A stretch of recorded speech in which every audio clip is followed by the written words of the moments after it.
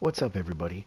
I'm going to talk a little bit today about the Bloodstarved Beast and a surefire way to defeat this boss. Obviously, you need a little practice, you need a little feeling out for the game.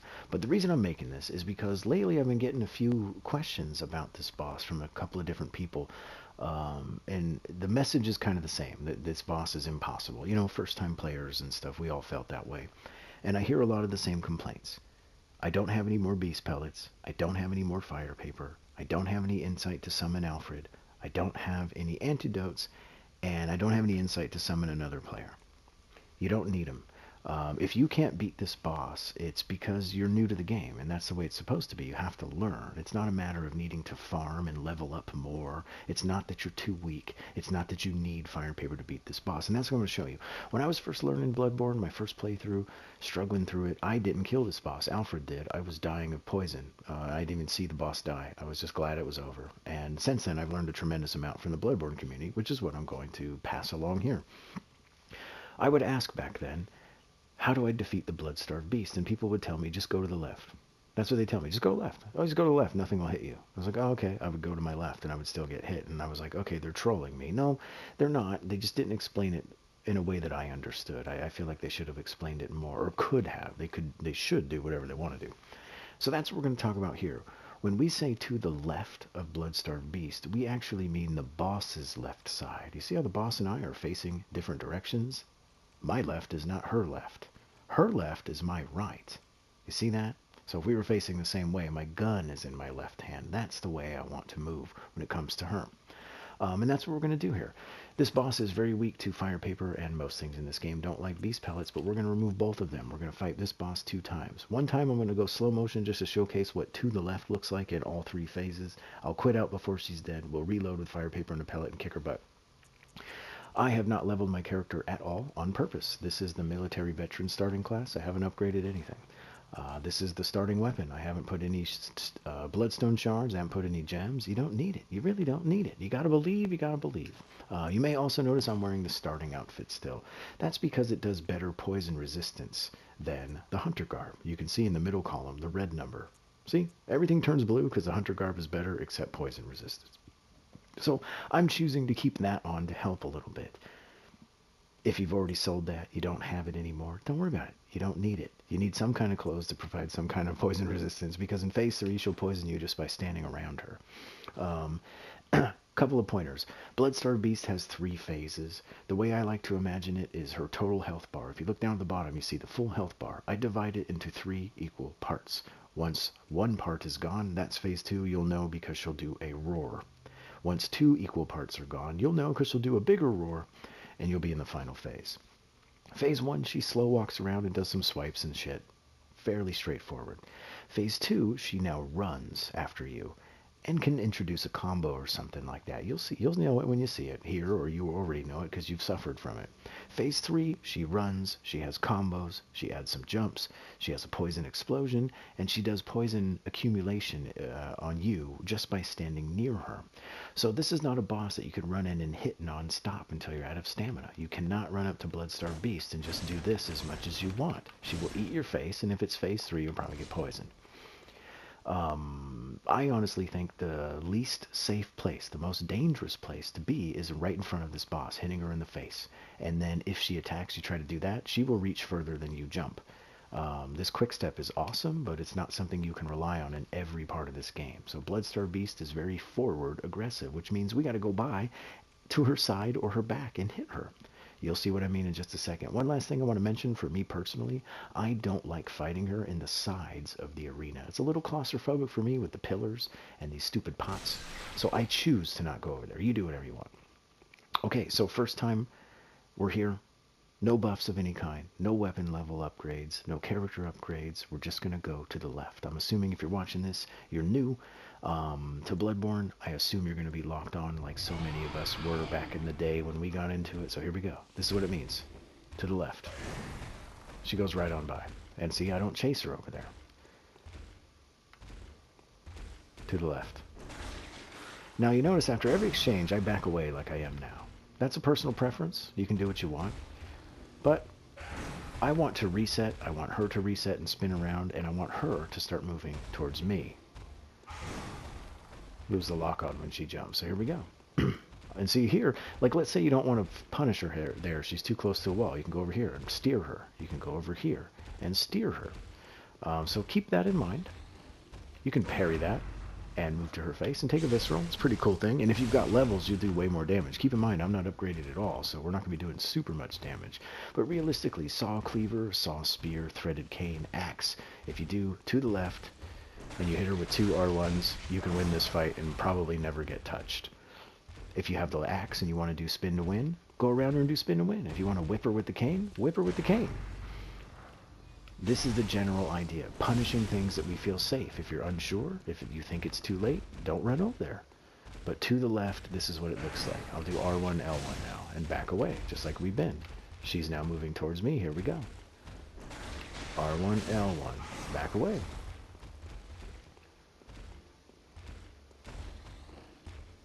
Let her go. If you come in here and spend 10 minutes doing this, you'll be 50% better at Bloodstarved Beast immediately. I can't guarantee that. I'm making up numbers as we go. But this is what I'm talking about. She hasn't touched us yet. We're not greedy. We're not trying to kill the boss in 30 seconds. We're not trying to, you know, make sure we kill everything in this game in less than 3 tries. It's not. Nobody's measuring how good you are at the game by stuff like that. Only you are. And it's a bad idea. This one's really good to backstab. To visceral. Now look, about 1/3 of her health is gone, actually more. This will be phase 2. Take a look at this animation. Big roar. Very quick though, and here she comes running now. But the same thing applies. That's new. We haven't seen that. That's a phase 2 exclusive. Another combo.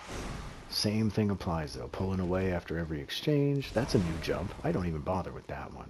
Occasionally with that jump, you're in the wrong spot and you might have to recognize it yourself and do a little quick step. But that's up to you to get... There it is. I'll quick step.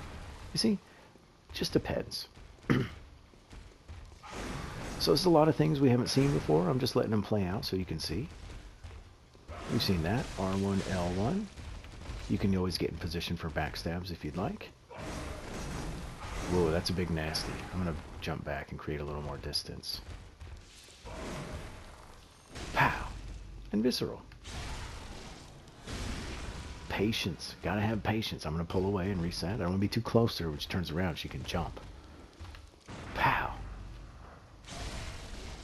Oftentimes you'll see challenge runners or more experienced runners, instead of a visceral attack, they'll do a charged R2 backstab and immediately do another charged R2. It's not about 2 consecutive backstabs. It's about 1 backstab to stagger her and a charged R2 to stack the damage. And that's because we have a beast pellet and it does huge damage.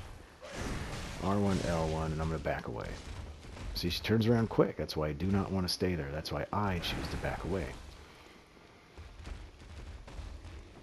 She gave me a lot of jumps. I mean, she does that, but this is a little unusual. R1, L1. This is going to be phase 3. Pay attention to the roar, and watch what she usually does after if you're far away. There it is. She scoots away, and look, she's idle. She's chilling. She's leaking poison, and boom. If you're anywhere near that, it'll knock you down and instantly poison you, and she'll probably kill you. Keep in mind, I learned something this from a friend of mine, another really awesome challenge runner. They explained to me that poison cloud from the explosion, it actually lingers for about 10 or 15 seconds. I honestly don't remember the time, but if you ever found yourself in this fight, nowhere near the boss, and just getting poisoned and dying, you're like, what the fuck? I didn't even go near her. She didn't hit me. It's because you went into the invisible poison cloud. So I'm purposely staying away from that area where she explodes. And here, I'll leave it alone.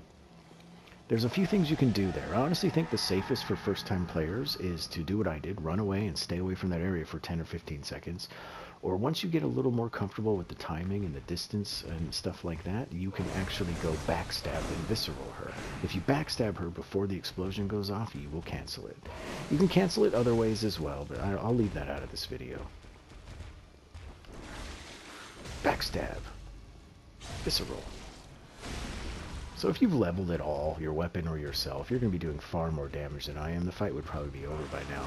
That's a spicy jump. That's one of the ones you might have to quick step. So I think what I'm going to do here is just chill. Let her do another poison explosion. Here it is. I recognize it. I know I can get there. Her butt is not against the wall. Pow. Canceled. And then you can take the visceral there. So generally, friends, that's what it looks like. Obviously, I'm very comfortable in here. You might get clipped by some things. You might still get eaten and go, oh shit, I didn't go far enough away, or I cut it too close, or, you know, there's no shortcut for practice in this fight, or in this game, actually. So I think what I'll do is I'll try to hit her one more combo. I'll quit out and we'll fight her full speed and we'll get this over with. Woo, spicy lady. I missed. Ooh, I usually don't even try to punish that. She scares me. R1, L1. She spins quick.